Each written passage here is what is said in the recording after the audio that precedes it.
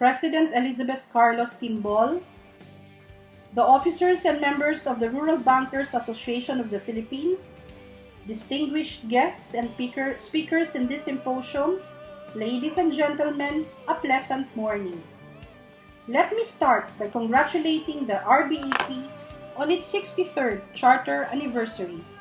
Your theme, Rural Banks, the frontliners in financial inclusion, championing the lives of farmers and MSMEs, is most apt as we continue to meet new challenges for rural and agricultural development, particularly in the new normal.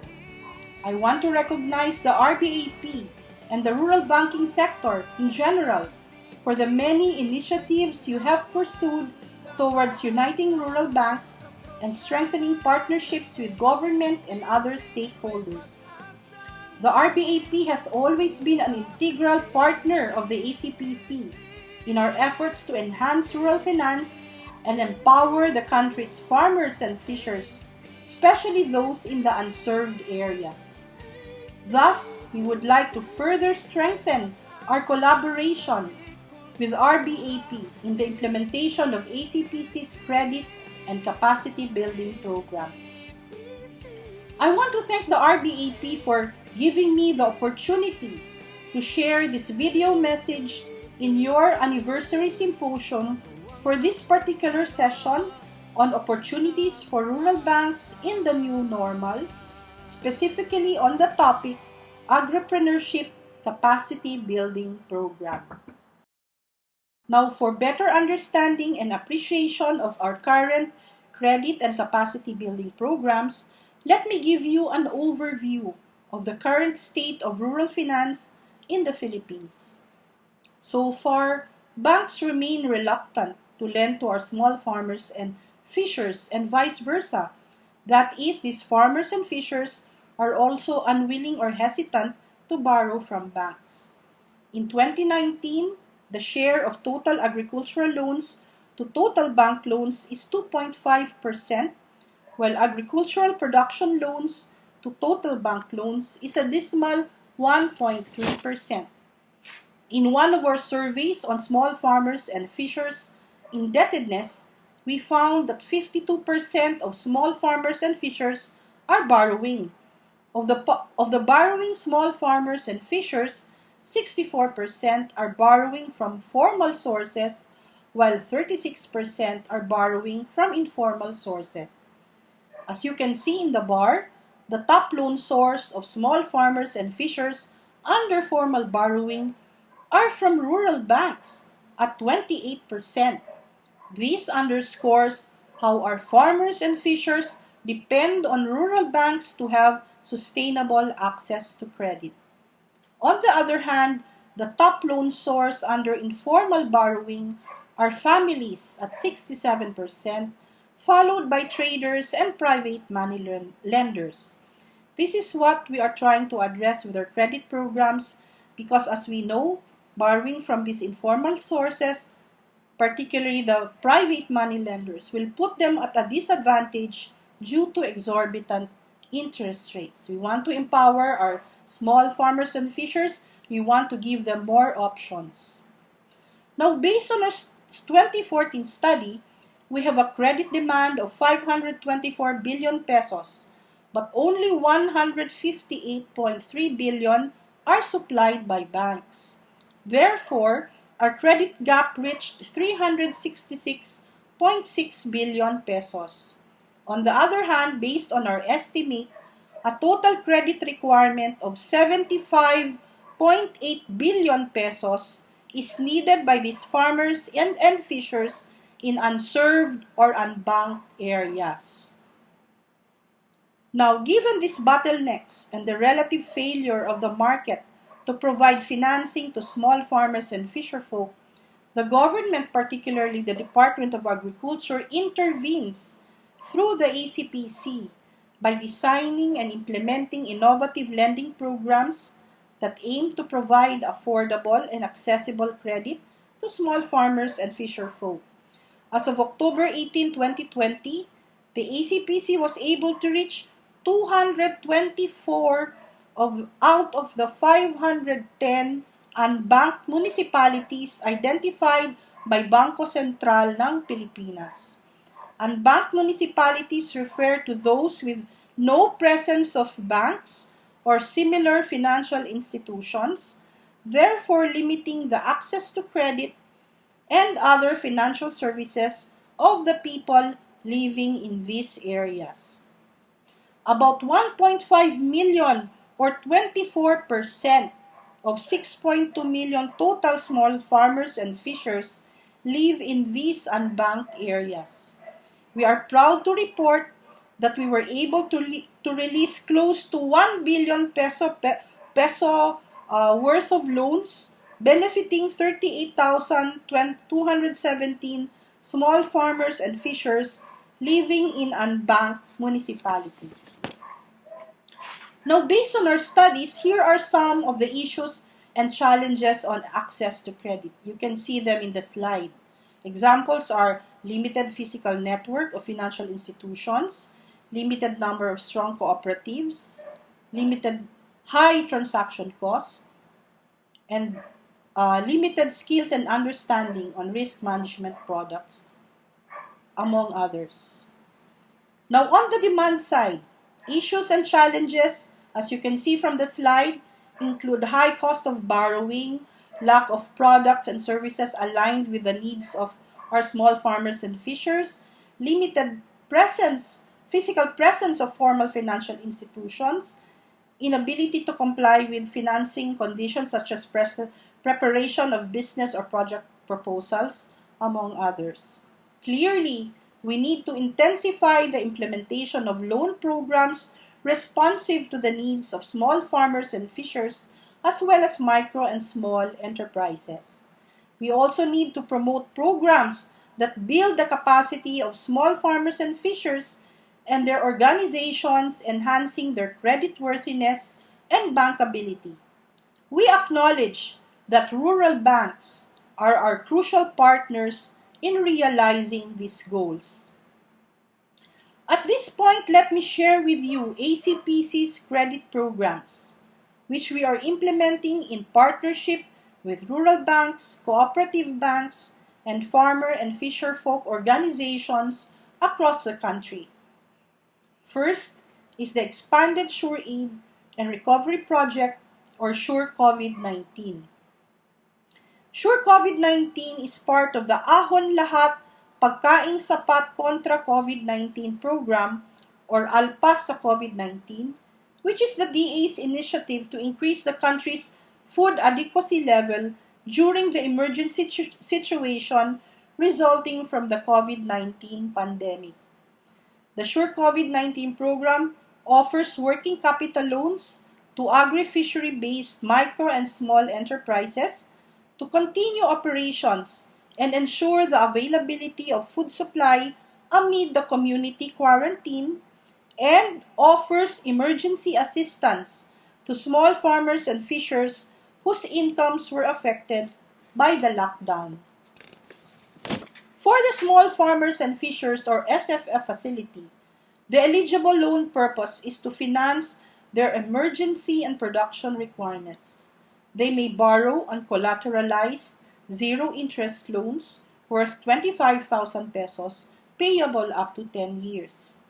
For the Sure COVID-19 Micro and Small Enterprises Facility, the eligible loan purpose is for working capital requirement of agri-fishery-based MSEs. Borrowers may avail themselves of loans up to 10 million pesos at zero interest and payable up to 5 years. Now, the second program is the Capital Access for Young Agripreneurs, or KAYA. This program targets the younger generation of Filipinos to be key players in ensuring affordability and availability of food supply. The eligibility loan purpose for KAYA is to finance the capital requirements of their startup or existing farm or fishery business. Young agripreneurs may borrow uncollateralized loans up to 500,000 pesos at zero interest, payable up to 5 years. Finally, the agri-negosyo, or ANYO. ANYO offers zero-interest loans to finance capital requirements of individuals, groups, OFWs, and micro and small enterprises that are engaged in agriculture and fishery projects. The eligible loan purpose for the program is to finance the working capital requirements for production, processing, and distribution and other activities in the supply chain, and acquisition of machineries, equipment, and construction and other facilities. Borrowers may avail themselves of up to 15 million peso loan at zero interest, payable up to 5 years. Repatriated OFWs who are planning to engage or are already engaged in agri-fishery ventures may also avail of loans under the ANYO. They may avail up to 300,000 pesos of loan. Per law, ACPC cannot do direct lending. Hindi po kami nagpapautang diretso sa mga magsasaka at mangingisda. Sa halip, we tap government financial institutions and non-government financial institutions as our partner lending conduits or PLCs. PLCs administer and implement credit programs by extending loans directly to eligible borrowers. NGFIs include cooperative banks, cooperatives, viable NGOs or associations, and of course, rural banks. Our partnership with these grassroots-based organizations in the implementation of our programs continues to significantly contribute to financial inclusion as it enables the unserved and underserved small farmers and fishers to have easier access to financing. As of September 30, 2020, we have accredited 240 partner lending conduits in the implementation of our various programs. Of the 240 PLCs, we have engaged only 23 rural banks across the nation. I cannot emphasize enough the need to partner with more lending conduits, especially the rural banks. We need to intensify our partnership so that we can increase our outreach and help more farmers and fishers improve their livelihood through access to sustainable financial services. In light of this, I urge our rural banks to be one of our partner lending conduits. Together, let us make a positive difference in the lives of our farmers and fishers. Should you be interested, here are the eligibility requirements for our rural banks interested to apply. First is a satisfactory credit standing with creditors, if any. Second, a CAMELS rating of at least 3. Third, pass-due ratio of not more than 25%. Fourth, at least 2-year track record in lending. Fifth, a capital adequacy ratio of at least 10%. 6, adequate reserve requirement. And finally, profitable on the year preceding the application and as of the time of application for credit fund. Now let's go to our capacity building program. The overall goal of our capacity building program is to develop strong and viable lending conduits providing sustained financial services to empowered small farmers and fishers. The ACPC has engaged our partner rural banks for capacity building programs to strengthen and empower farmers and fisherfolk organizations as well as rural financial institutions and promote better outreach and efficiency in credit delivery. Among the activities being conducted are training of rural bank officers and staff on project appraisal, project evaluation, project monitoring, financial analysis, and agri-entrepreneurship. This is to enhance their knowledge and skills in evaluating loan applications of smallholder farmers and fisherfolk and start-up or existing agri-micro and small enterprises. Another activity is the training of trainers, of bank officers, and staff in financial literacy, creditworthiness, agri-entrepreneurship, accounting, and bookkeeping. This is to make rural banks our partner training arm in conducting capacity building training activities for borrowers to enhance their entrepreneurial capabilities, financial management, and technical skills. ACPC may finance the conduct of re-echo trainings to borrowers. Kami po ang gagastos. Very recently, our rural bank training partners have conducted business planning workshops for potential borrowers with no access to the internet or have poor communication facilities in their area. For example, the Rural Bank of Solano in Nueva Vizcaya, Mount Carmel in Lipa City, Batangas, and Rizal Rural Bank of Dipolog City have conducted training of trainers for bank officers and staff who in turn shall conduct business planning workshop to guide and mentor the targeted borrowers.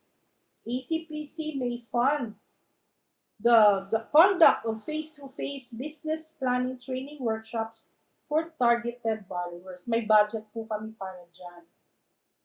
Now, how to become a training partner of ACPC? This is the process. Step 1, the partner lending conduit submits a letter of request to ACPC. Step 2, the ACPC Advocacy Division evaluates if the PLC is qualified to be a training partner. The PLC must have training experience for at least 2 years, must have a pool of trainers, and must have a branch network. Step 3, if the PLC is qualified, ACPC conducts orientation on the required documents and roles and responsibilities of the ACPC and the training partner. Step 4, PLC prepares and submits the following requirements: a training proposal with budget, training plan, schedule, and outline of training module, letter of intent, and third, board resolution to participate and designating authorized representatives or signatories. And finally, step 5, ACPC approves the proposal and the budget. Now, for contact details of our program development and our advocacy division, you can see them in this slide should you wish to partner with us as lending conduit on our capacity building partner. So, nandiyan po sa slide yung mga contact details na pwede nyo pong tawagan. Now, in closing, let me once again cite the key role of rural banks in the delivery of credit and capacity building services at the grassroots. Locally owned and strategically located in the provinces, rural banks can perfectly serve not only as partner lending conduits of ACPC credit programs, but also as our partners in the proper and effective implementation of our capacity building program. As you are rooted in driving economic growth in the countryside, you are in the best position to help government implement successful, innovative lending and capacity building schemes. New challenges require creative solutions, and we invite you to join us to explore new partnerships and innovative ways to reach the unbanked and unserved farmers, fisherfolk, and micro and small agri-fishery enterprises to better serve those who have been financially excluded. Maraming salamat po at mabuhay ang RBAP!